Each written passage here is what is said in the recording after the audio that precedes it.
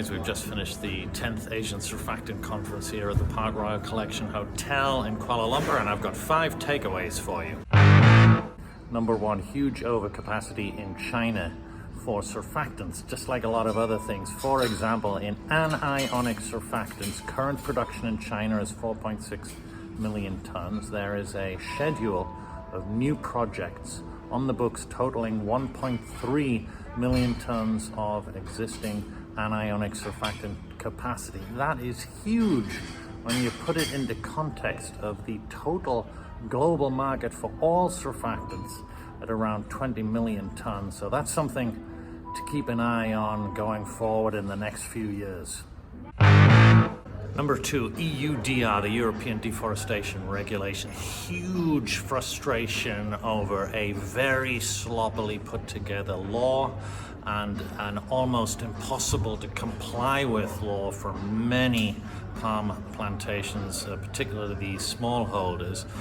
It has been pushed back most likely by a year, but there's still huge concerns about the penalties imposed. 4% of the company's total revenue in the EU, plus optional restrictions on market access. So this is going to be very difficult, especially for smallholders, especially for Indonesian smallholders, and the impact of this regulation is still to be worked out during the 1-year holding period, most likely 1-year holding period that has been granted by the EU.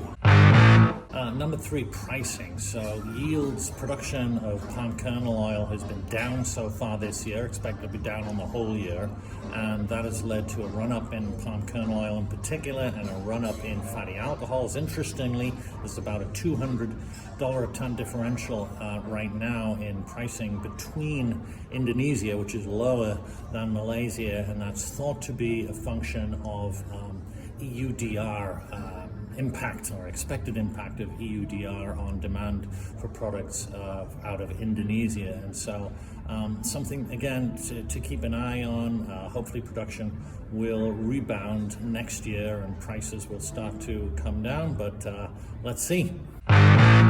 Number 4, continued petrochemical innovation.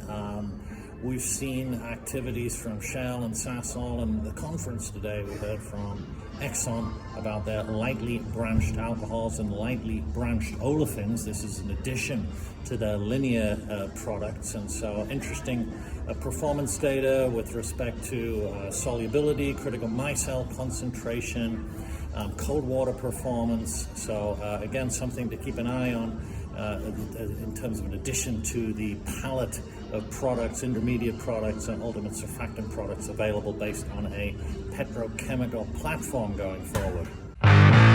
Number 5, of course, continued innovation in the bio area. So we heard from Integrity Biochem about their maltodextrin-based fatty acid derivatives going into a range of applications, ag, mining, personal care, of course. We heard from Allied Carbon Solutions, Japanese company, regarding their lipid technology for a biostimulant applications in agriculture, as well as a range of other applications. And we heard from Bioataraxis about their sulfonated alkyl furanoate products, brand new surfactant concept there, some interesting data and some demonstrations of pilot scale production using sulfonation and drum drying assets. So interesting range of new bio innovations there. So overall, a great conference. It happened to be our 10th. It happened to be our biggest and our best event in Asia, first time in Kuala Lumpur. Of course, a lot more happened, a lot more information was presented, a lot more exclusive analysis, but you know, to get that, you just got to be there, guys. So our next event is going to be in New Jersey, 2025, number 15, World Surfactants. Encourage you to sign up for that immediately. Website is open. And of course, we will be back in Asia around the same time next year. So as always, thank you again very much for listening.